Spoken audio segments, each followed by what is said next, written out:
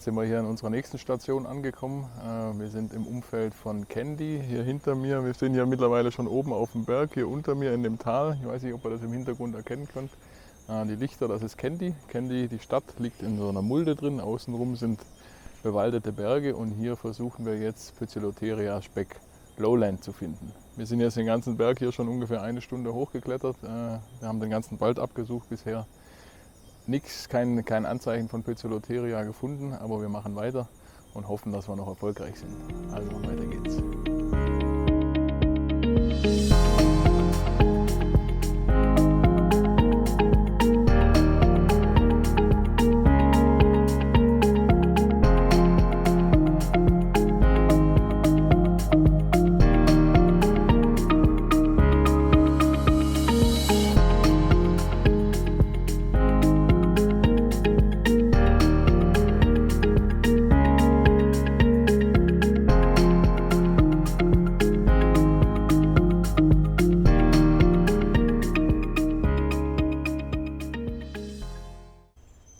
Wie ihr vielleicht an meinem Grinsen erkennen könnt, haben wir offensichtlich Erfolg gehabt. Ich stehe hier vor einem Baum. Wir haben gerade eben am Vorbeilaufen ein wahrscheinlich Weibchen von Poecilotheria Lowland hier in ihrem Unterschlupf verschwinden sehen. Bund zeigt gerade mal nach oben. Das Weibchen sitzt hier drin. Soweit ich von hier unten erkennen kann, ist sie relativ dünn. Und ich bin mir ziemlich sicher, dass wenn ich jetzt hier versuche, das Tier ein bisschen rauszulocken, dass das funktionieren müsste. Ich probiere das gerade mal.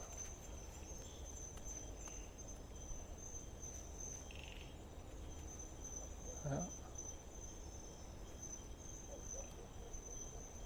Da kommt sie auch schon. Jawohl, wunderschönes Weibchen. Schaut euch mal das wunderschöne Tier an hier. Also ziemlich schlechter Ernährungszustand. Ihr seht es im Abdomen, das Tier ist sehr dünn und ist dementsprechend auch sofort hier auf meine Attrappe angesprungen. Und da verschwindet sie wieder.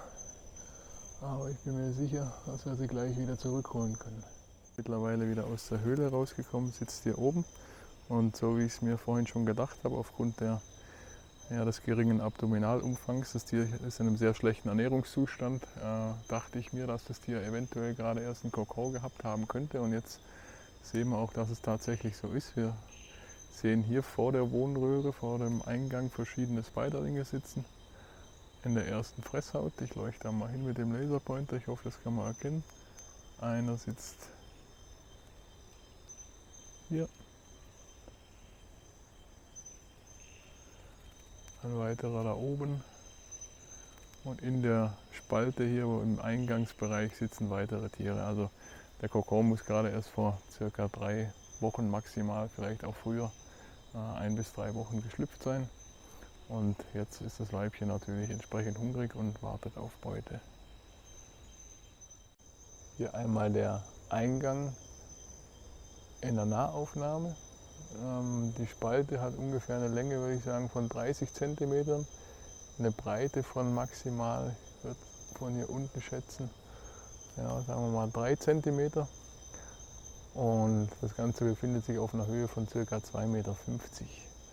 Vor dem Eingang und um den Eingang rum sitzen ein paar Spiderlinge. Ich weiß nicht, ob man das auf der Kamera erkennen kann. Und während der Kokonzeit oder auch bei einer Häutung wird das Tier sicherlich den Eingang komplett mit Spinnseide verschließen.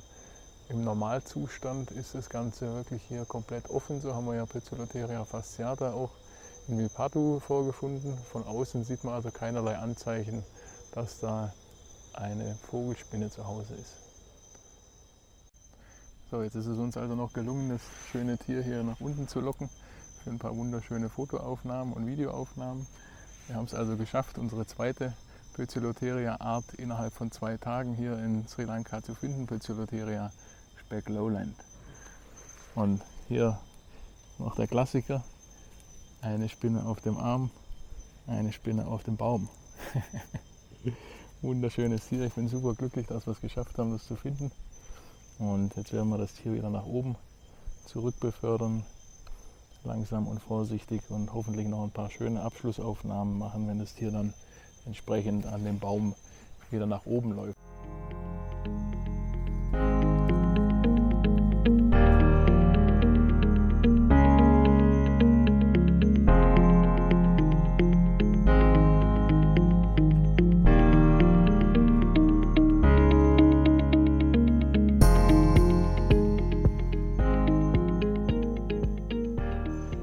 erste Aktivität wie immer Temperaturmessung. Wir haben aktuell kurz vor 12 in der Nacht, also kurz vor Mitternacht.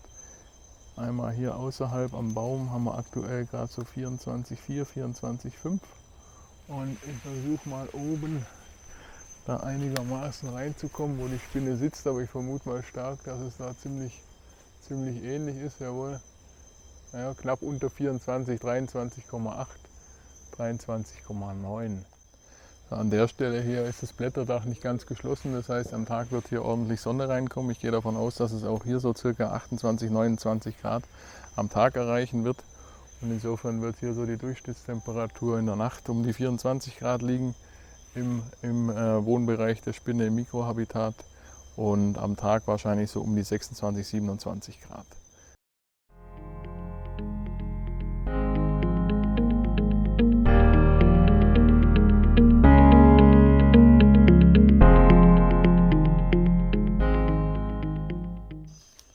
Wir waren hier gerade jetzt schon am Abstieg auf dem Rückweg und haben hier dann nochmal einen schönen Baum mit einer adulten Poecilotheria speck lowland gefunden. Und interessanterweise auch hier wieder Jungtiere im Bau, allerdings deutlich älter als die da oben. Also sind schon 1, 2 Häutungen weiter. Ich zeige euch hier mal kurz ein paar in der Nahaufnahme. So, hier sitzt einer und ja, so ist es in der Natur manchmal, genau nebendran. Ein schöner Milliped. Also hier, das Tier ist locker schon, ja, ich würde sagen in der 4. Haut. Das könnte eine Nachzucht vom letzten Jahr sein, das sich hier noch auf dem Baum befindet, weil ein kleines Stück weiter drüben, hier haben wir nochmal ein Tier in der gleichen Größenordnung. Oben nochmal eins. Und auf der anderen Seite habe ich aber hier gerade vorher ein Tier gesehen, was deutlich kleiner ist, genau. Hier drüben. Aber jetzt einen deutlich kleineren Spiderling. Also ich bin mir jetzt nicht sicher, ob die so unterschiedlich gewachsen sind oder ob es tatsächlich 2 Generationen sind. Ich schaue jetzt mal hier rein, wo das Weibchen sitzt.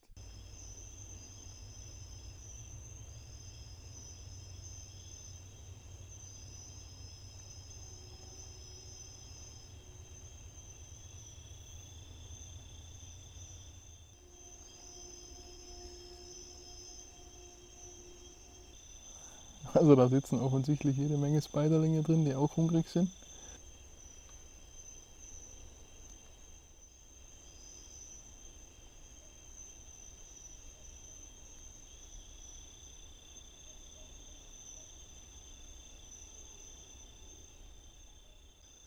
Okay, wir haben es leider nicht geschafft, das große Weibchen hier jetzt aus der Höhle zu kitzeln. Wir haben mittlerweile schon 2 Uhr morgens, wollen langsam nach Hause, deswegen brechen wir das Ganze jetzt hier ab. Interessant war allerdings, dass wir wirklich jetzt hier mehrere Jungtiere offensichtlich von 2 Generationen in dem Bereich hier vom Weibchen gefunden haben. Ihr habt es hoffentlich auf dem Video gesehen, dass da manche sogar auf meine Bemühungen hier mehr angesprungen sind als das Weibchen. Also nochmal eine richtig coole Erfahrung hier zum Abschluss von unserer Nachttour auf der Suche nach Poecilotheria speck lowland. Wir waren jetzt hier gerade nochmal in dem Waldstück, wo wir heute Nacht Poecilotheria speck lowland gefunden haben. Ich habe nochmal ein paar Temperaturmessungen gemacht und es hat doch jetzt morgens um 10 Uhr hier in dem Wald schon 31 Grad. Also es wird doch etwas wärmer, als ich vermutet hatte, sodass die Durchschnittstemperatur, ich denke, im Wohnbereich von den Tieren am Tag auch mindestens 28,5 Grad betragen müsste. In der Nacht wird es dann auf die Temperaturen runtergehen, die wir gestern entsprechend gemessen haben. Für uns geht es jetzt weiter zu unserer nächsten Station. Das Auto ist schon startklar. Wir fahren jetzt direkt weiter in die Richtung Nuara Eliya, ins Hochland, wo wir Poecilotheria subfusca suchen werden. Zwischen uns liegen aktuell ungefähr 4 Stunden Fahrzeit. Auto ist bereit, die Guides warten schon. Und dann nachher geht es hoffentlich weiter mit einer weiteren Spinnenart auf unserer Sri Lanka-Reise, Poecilotheria subfusca. Bleibt dran, bis gleich.